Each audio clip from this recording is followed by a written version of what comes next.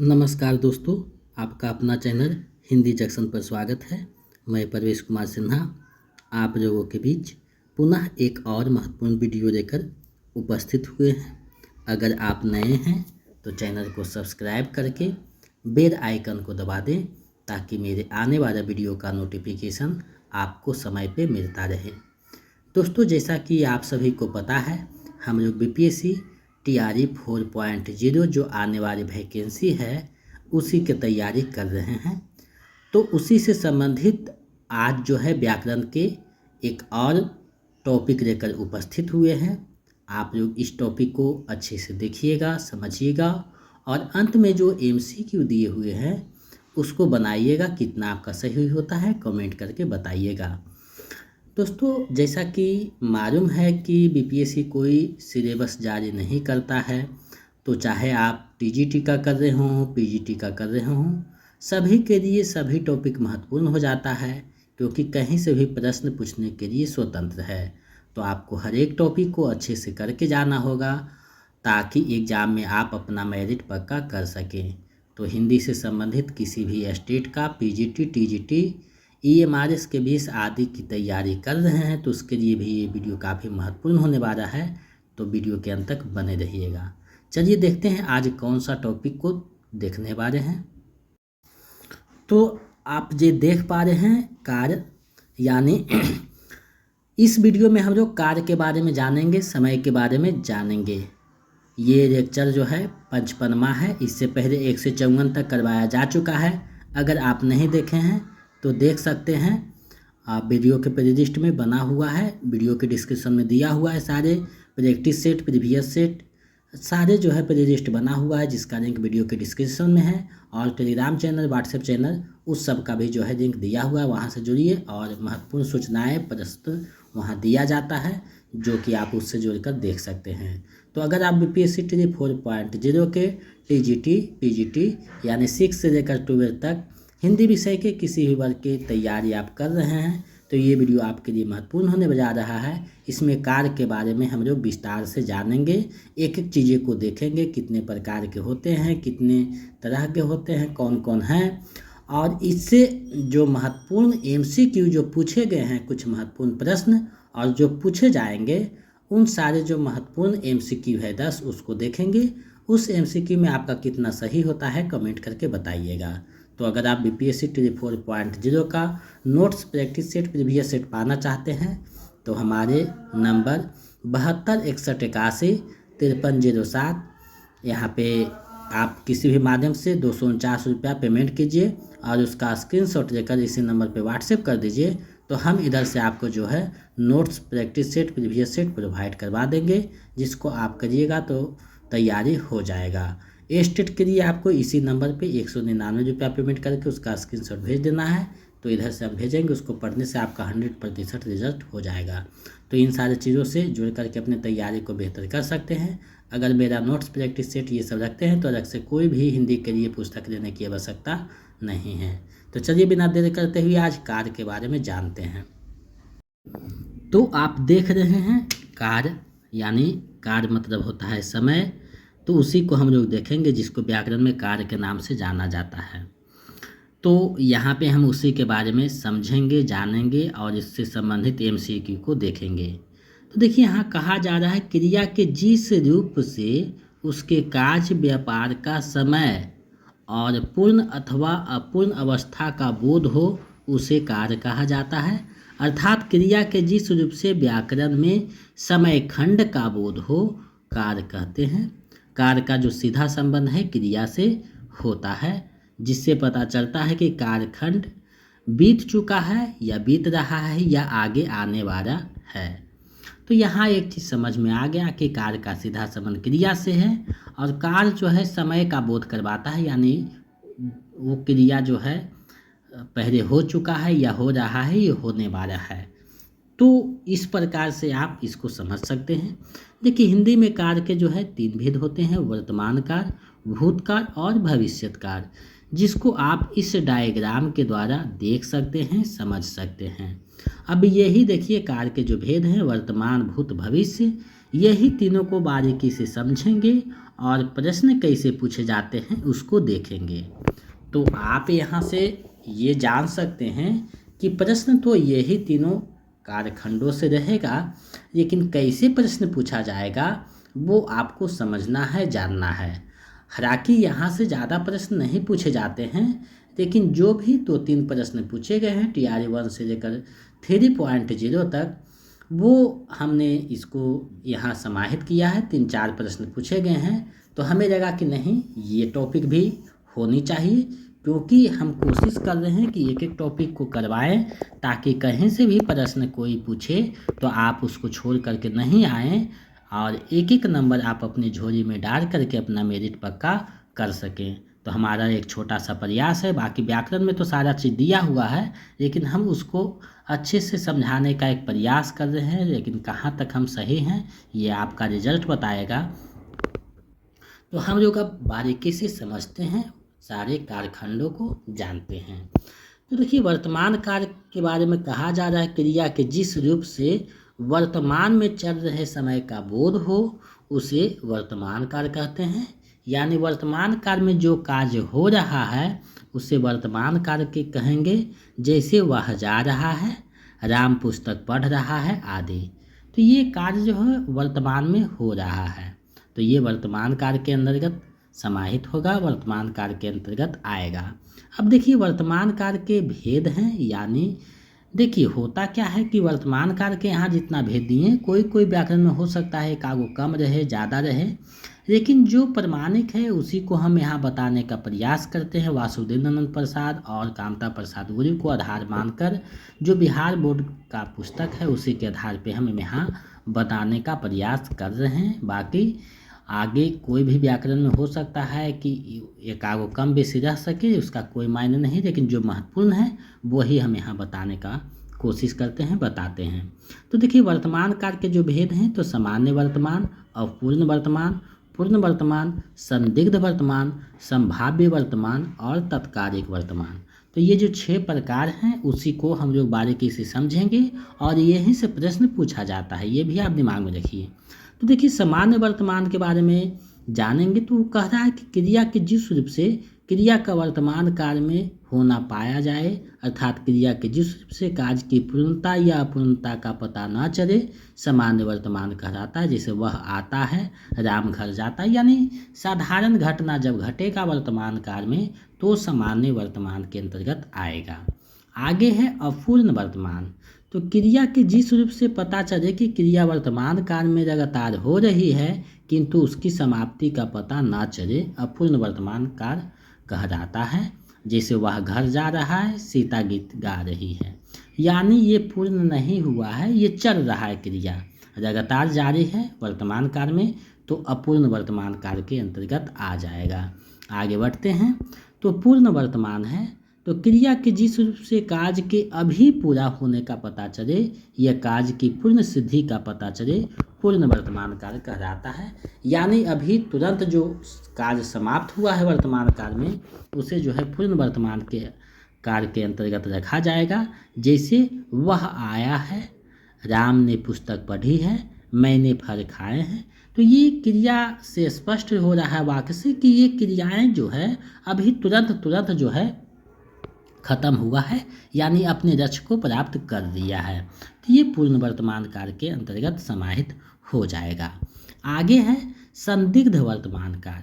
तो इसमें कह रहा है क्रिया के जिस रूप से वर्तमान काल में क्रिया के होने या करने पर संदेह हो, जिससे क्रिया के होने में संदेह प्रकट हो, संदिग्ध वर्तमान काल कहते हैं। जैसे वह गाता होगा, यानी ये जो है संदिग्ध में हो, यानी संभावना प्रकट कर रहा है संदिग्ध में। सीता खरीद खाती होगी, यानी हो रहा बात कर रहा है कि कमरे में जैसे कोई आदमी नहीं है और बगल कमरे में हो सकता है, कह रहा देख रहा होगा, वो अंदाजा लगा रहा है कि सीता गीत गाती होगी, कोई गा रहा है तो हो सकता है सीता गीत, सविता पत्र देखती होगी, यानी एक अंदाजा लगा रहा है वर्तमान काल का, तो उसे जो है संदिग्ध वर्तमान काल के अंतर्गत रखेंगे। आगे है संभाव्य वर्तमान काल। तो क्रिया के जिस रूप से कार्य के वर्तमान काल में पूरे होने की संभावना रहती है, संभाव्य वर्तमान काल के अंतर्गत आया होता है। कहलाता है। जैसे यानी संभावना होती है कि ये कार्य जो है वर्तमान काल में पूरा हो जाएगा, जैसे वह आया हो, वह लौटा हो, यानी ये संभावना व्यक्त किया जा रहा है कि ऐसा हुआ होगा। आगे बढ़ते हैं तो तात्कालिक वर्तमान काल है। तो क्रिया के जिस रूप से यह पता चले कि कार्य वर्तमान काल में हो रहा है, तत्कालिक वर्तमान काल कहते हैं। इसमें बोलते समय क्रिया का व्यापार चलता रहता है, यानी जो कार्य वर्तमान में बात करते समय भी चलता रहता है वो कार्य तत्कालिक वर्तमान कार्य कहलाता है। जैसे वह जा रहा है, मैं पढ़ रहा हूँ, तो ये जो है तत्कालिक वर्तमान काल है। अब इसी तरह जो है आगे बढ़ेंगे तो भूतकाल है, उसके बारे में जानते हैं, समझते हैं। तो क्रिया के जिस रूप से कार्य की समाप्ति का बोध हो उसे भूतकाल कहते हैं। जैसे लड़का आया था, वह खा चुका था, मैंने गया, आदि। तो ये जो है भूतकाल के है, यानी ये कार्य जो है पहले हो चुका है, उसी को जो है भूतकाल में रखा जाता है। भूतकाल के देखिए भेद हैं, सामान्य भूत, आसन्न भूत, पूर्ण भूत, अपूर्ण भूत, संदिग्ध भूत, हेतु मदभूत। अब जो है हम लोग इसको बारीकी से समझेंगे, जानेंगे। यहाँ से भी प्रश्न पूछता है। तो क्रिया के जिस सामान्य रूप से बीते समय में पूरा होने का संकेत मेरे सामान्य भूत कहते हैं। जैसे मैंने गाया, गाना गाया, सीता गई, आदि। यानी ये सामान्य है, साधारण घटना है भूतकाल का, तो सामान्य भूत के अंतर्गत आएगा।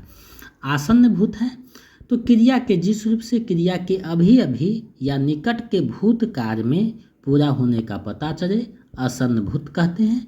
जैसे अध्यापक पढ़ाकर आया है, मैं अभी पटना से आया हूँ, मैंने सेब खाया है। यानी ये कार्य जो है भूतकाल में हुआ है लेकिन ज़्यादा समय नहीं हुआ है, तो आसन्न भूत के अंतर्गत रखा जाता है। उसके बाद आता है पूर्ण भूत। तो क्रिया के जिस रूप से यह पता चले कि कार्य निश्चित किए गए समय से पहले ही पूर्ण हो चुका था, पूर्ण भूत कहते हैं। जैसे वह दिल्ली गया था, वह आया था, उसने मुरारी को मारा था, तो ये पूर्ण है, यानी कार्य अपना पूरा कर चुका है भूतकाल में, तो ये पूर्ण भूत हो गया। अपूर्ण भूत है तो ये क्रिया के जिस रूप से यह पता चले कि कार्य भूतकाल में भी पूरा नहीं हुआ अपितु नियमित रूप से जारी है, अपूर्ण भूत कहते हैं। जैसे सुनील पढ़ रहा था, वह हॉकी खेल रहा था, राम मैदान में घूम रहा था। यानी भूतकाल में जो क्रियाएं स्टार्ट हुई थी और अभी वर्तमान में भी चल रही है, वो क्या है, अपूर्ण भूत के अंतर्गत आएगा। आगे है संदिग्ध भूत। तो इसमें कहा जा रहा है कि क्रिया के जिस रूप से अतीत में किए हुए कार्यों पर संदेह प्रकट किया जाए तो उसे संदिग्ध भूत कहते हैं। जैसे सुनील पटना गया था, तू गया होगा, तुमने लिखा होगा। यानी इसमें भी संदेह प्रकट किया जाता है और ये भूतकाल की घटनाएं होती है, तो संदिग्ध भूतकाल कहते हैं। आगे है हेतु मदभूत। तो इसके बारे में कहा जाता है कि क्रिया के जिस रूप से पता चले कि कार्य भूतकाल में हो सकता था पर किसी कारण ना हो सका, हेतु मदभूत कहते हैं।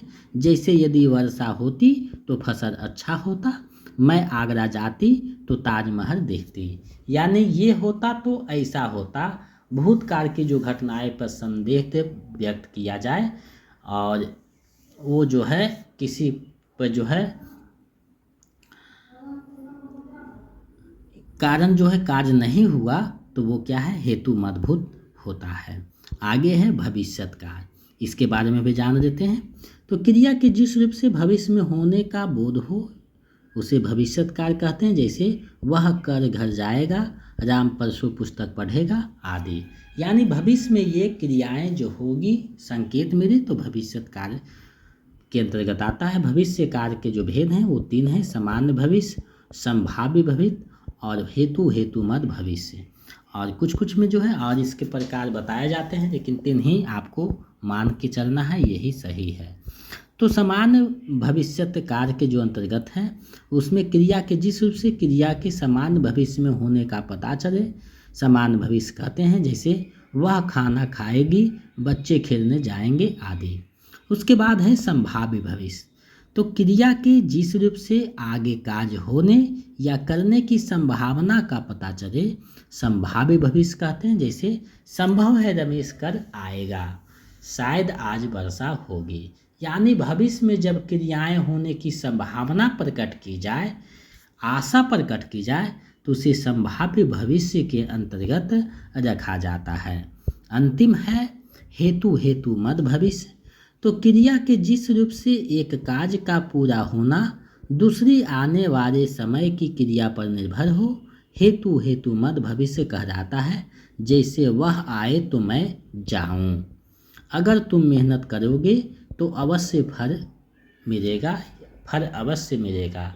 तो ये जो है हेतु यानी एक कार्य के कारण दूसरे कार्य पर जो है निर्भर होता है और भविष्य की बातें की जाती है, तो हेतु हेतु मद भविष्य के अंतर्गत आता है। तो ये जो था कार्य के बारे में छोटा सा जो है मैंने बताने का प्रयास किया है और समझाने का एक जो है कोशिश किया है, ताकि आपसे जो एग्ज़ाम में पूछे सवाल उसको आप बना करके आ सकें। तो कोई भी टॉपिक को जब देखते हैं तो जब तक उसका MCQ प्रीवियस क्वेश्चन आने वाले क्वेश्चन को नहीं देखते हैं तो समझ में नहीं आता है कि प्रश्न कैसे पूछेगा, कैसे पूछ रहा है, तो उसको देखना ज़रूरी है। तो हम लोग अब जो है MCQ को देखते हैं। ये ऊपर के जो 3-4 प्रश्न हैं BPSC TRE 1 से 4.0 में पूछा जा चुका है। तो देखिए प्रश्न था, मैंने रमेश को मारा था, वाक्य में भूतकाल का कौन सा भेद है, यानी भूतकाल के कौन सी घटना जो है इसमें समाहित किया हुआ है उसके बारे में आपको बताना है। तो मैंने रमेश को मारा था यानी कार्य पूरा हो चुका है, तो ये पूर्ण भूतकाल के अंतर्गत आएगा, विकल्प ख सही हो जाएगा।